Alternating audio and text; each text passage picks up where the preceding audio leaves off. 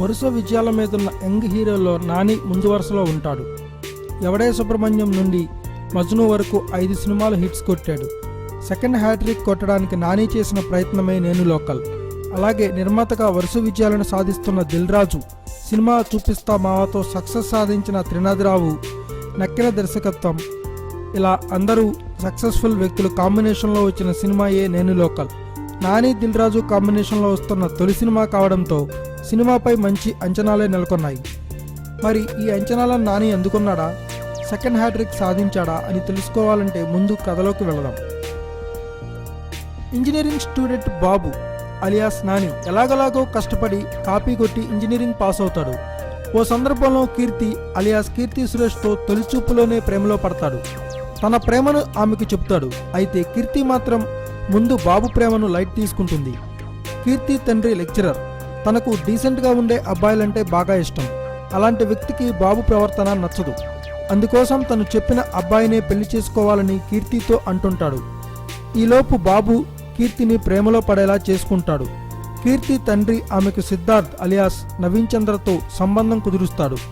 సిద్ధార్థ్ కీర్తిని ప్రేమించి ఆమె కోసం పోలీస్గా ఉద్యోగం సంపాదిస్తాడు. మరి అప్పుడు కీర్తి ఏం చేస్తుంది? తండ్రి మాటకు గౌరవం ఇచ్చి సిద్ధార్థ్ను పెళ్లి చేసుకుంటుందా, లేక బాబును పెళ్లి చేసుకుంటుందా అని తెలియాలంటే సినిమా చూడాల్సిందే.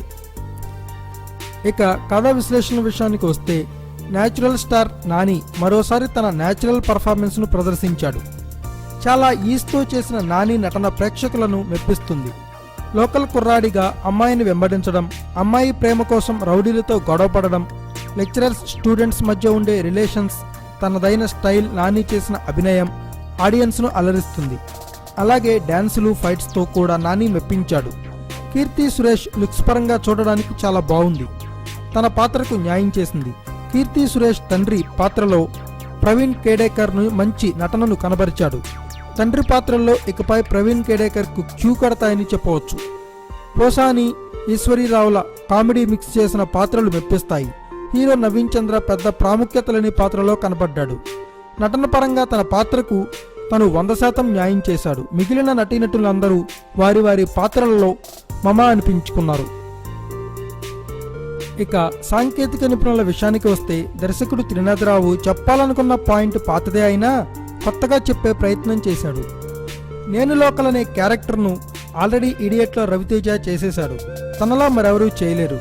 కానీ అలాంటి పాత్రను మరొకటి డిజైన్ చేసి దాని చుట్టూ ఫ్యామిలీ ఎమోషన్స్తో సినిమాను ముడిపెట్టిన తీరు చూస్తే దర్శకుడిని అభినందించక తప్పదు. దేవిశ్రీ ప్రసాద్ పాటలు చాలా బాగున్నాయి. బ్యాక్గ్రౌండ్ స్కోర్ మాత్రం పర్వాలేదంతే.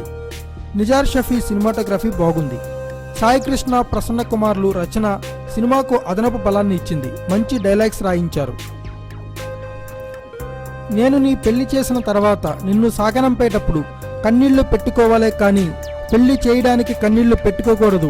ఇలా సిచ్యువేషన్స్కు అనుగుణంగా ఉన్న డైలాగ్స్ను ప్రేక్షకులు ఎంజాయ్ చేస్తారు. సినిమా నిడివి 2 గంటల 23 నిమిషాలే అయినా ఏదో పెద్ద సినిమాను చూసిన ఫీలింగ్ కలుగుతుంది. లవర్కు తెలియకుండా హీరో కార్పొరేటర్ ఎలా అయ్యాడో తెలియదు. ఇలా లాజిక్ మిస్ అయింది. మొత్తం మీద నేను లోకల్ యూత్కి కనెక్ట్ అవుతుంది. Thanks for watching. Please subscribe our channel.